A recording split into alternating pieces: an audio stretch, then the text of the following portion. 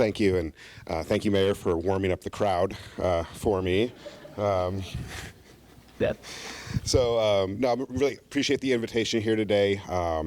This is Cook Inlet and the Peninsula have obviously been a huge part of Alaska's history.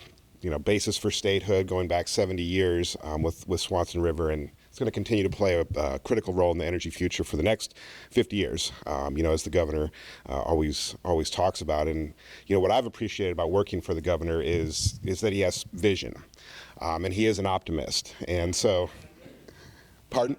Louder? Okay, sorry. Okay, better? Okay, thanks. So, what I've appreciated about working for the governor, is his vision, and he is an optimist, and so that's where I'm going to kind of approach this from the previous presentation from the mayor, which is very much rooted in reality. I mean, we do have challenges. I don't want to minimize that, and that there are going to be some short-term, not inexpensive solutions to where we're at right now, but there is a vision for the future that I think is very bright, and of course the Peninsula and Cook Inlet are going to be a huge part of that. When the governor talks about his vision, one thing, if you've heard him, Cook Inlet, he will go on and on and on about Cook Inlet and everything and all the potential that it has. We do have the potential, to produce gas for South Central and the rail belt, hydropower from Bradley Lake, geothermal, tidal, wind, solar, the battery systems that have been installed here that are going to help back up the rail belt for things like renewable power, the carbon capture possibilities, the natural gas storage that we need. That's now, as the mayor mentioned, moving through permitting right now at the RCA with Hillcorp, with a significant amount of storage at the Kenai gas field. That, as I read the application, doesn't really involve a lot of new infrastructure. It's just a matter of making it available for other parties to use. Of course, we have the potential for reviving the nutrient plant, producing sustainable aviation fuels and hydrogen.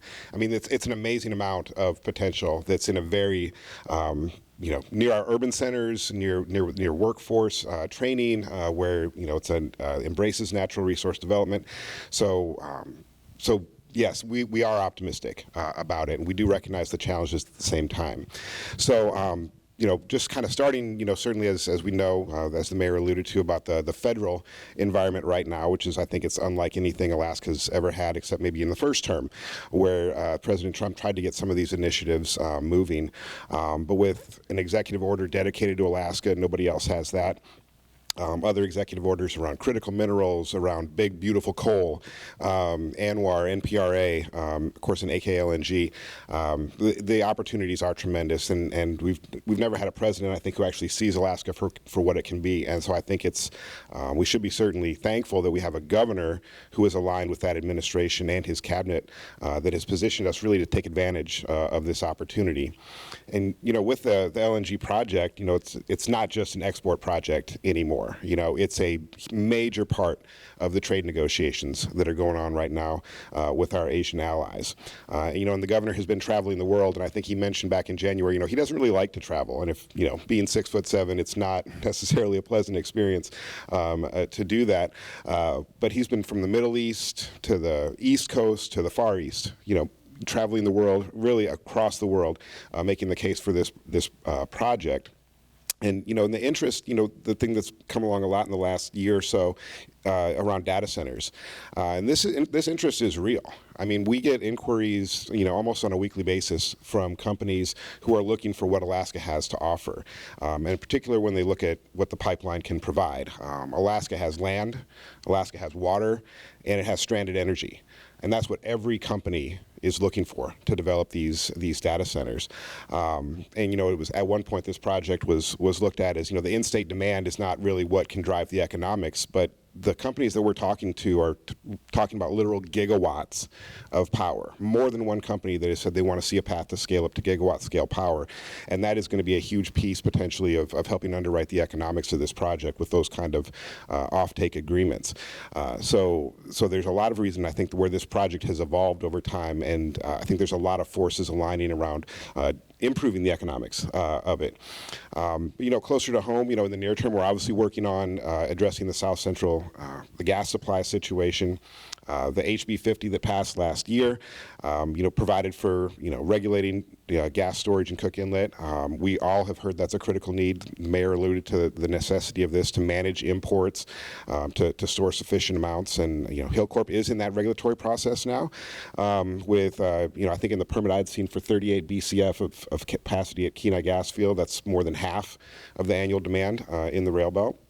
And then we've taken a combination of actions through DNR and with ADA to help incentivize the Hex Fury operation. So DNR granted royalty relief in February. It was retroactive to last September. And then around that same time last fall, in October, ADA authorized a $50 million line of credit for Hex Fury, and that money is now being put to work. There's a $40 million drilling operation that is ongoing, as the mayor mentioned.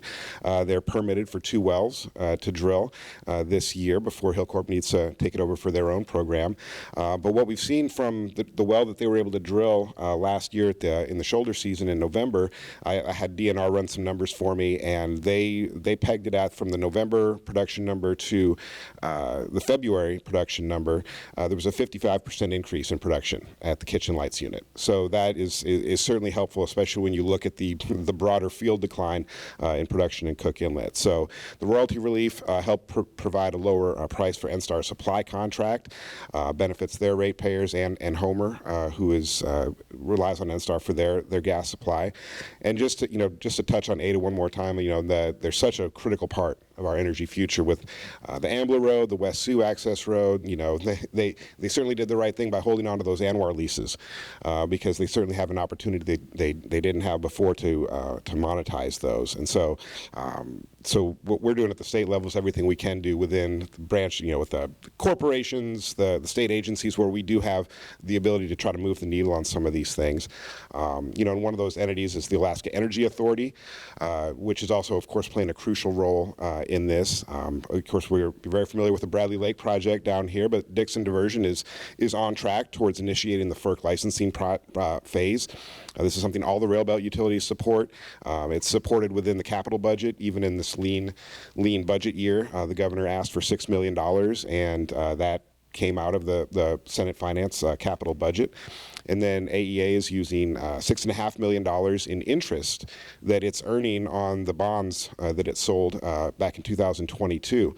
And so that's putting another $6.5 million for a total of $12.5 million that should take them fully through the FERC process with potential construction later this decade and potentially be operational by 2030, which I believe would relieve around 7.5 BCF of annual demand on the electrical side of things, which then makes more gas available for heat. So obviously a very, very positive thing that's moving forward. And, I would congratulate AEA and their board of directors. They've been very creative in these fiscal times and how they've used the bond proceeds to, use the interest earnings to help fund Dixon.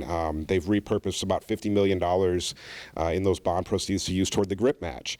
We know the GRIP match, that's a great project. It was a great award, but also came with a $206 million need for a match.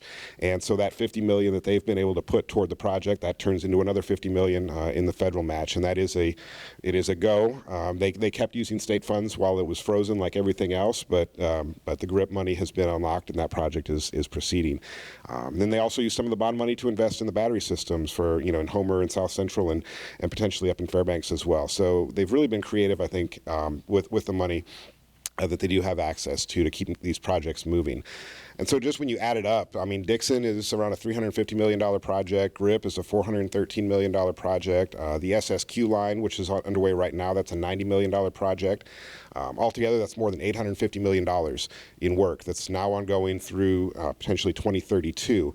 There's nowhere else in the state other than the North Slope where that kind of construction spending is going on. So again, that's right here on the peninsula where the workforce and the communities here will be a huge part of supporting that.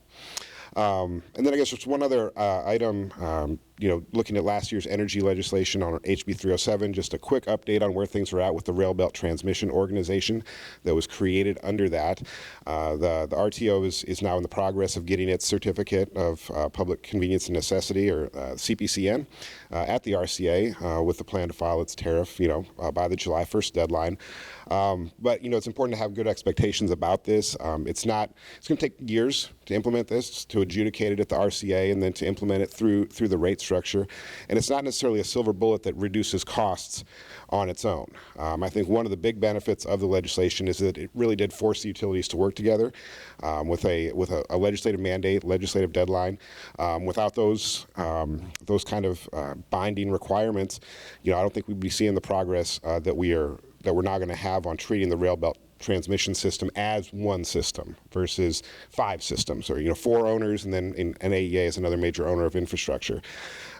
We've all agreed, it's been agreed upon for years to get rid of wheeling rates, but there was no sort of voluntary way to do it, and a lot of these arguments played out at the RCA level, and I know that Brad will probably have a different take potentially on this legislation. This was the only part of the state we didn't get votes in support of the legislation, but I do think that this is going to be a positive for at the future as we look at upgrading the transmission system with the goal of being able to move power from north to south without any artificial barriers. We have physical barriers right now that we're working to address through upgrading the capacity of the transmission lines, but we definitely want to remove any artificial market distorting forces that are in there, which wheeling rates were and are currently. And so, although I know right now because of the gas situation, there's not a lot of economy sales moving between regions, but we again don't believe that will be the case in the future. So we know that there's been, there's a desire for independent system operators or generation and transmission entities, but we can't really take those steps until we have the infrastructure in place to run that. So, but the other thing to remember about the RTO is that it's not going to be just the utilities figure something out and impose it on the ratepayers. Ultimately, the RCA is the adjudicator of this, and ultimately any tariff and the rates that flow from that have to be just and reasonable, and the costs have to be allocated according to the benefits that are received. So we do not anticipate that this is going to be a major cost shift or anybody's going to be unfairly burdened by the ultimate product to recover the transmission costs. And then just finally, I'd be remiss if I didn't mention the Alaska Sustainable Energy Conference that's coming up June 3rd through 5th. AlaskaSustainableEnergy.com is the plug for that. And this is another area, I think, where the governor has really shown a lot of vision when he established this back in 2022. The vision was to put Alaska on the map for the energy world, for investors, for project developers, people pursuing new technologies. And this vision has now intersected with a federal administration that's really promoting Alaska at every chance. So Alaska is on the map in a way it really hasn't been before. And this energy conference, as a result, we're going to have the best lineup of guests and speakers that we've ever had, literally from around the world and from the federal level. It's nothing I can announce just yet, but I would just encourage everybody to think about attending that because it is really a realization of what the governor's vision was for that conference, and I think there's going to be real things that come out of it that are going to be exciting for Alaska. So just want to thank you again for the invitation to speak today, and look forward to asking your questions at the end.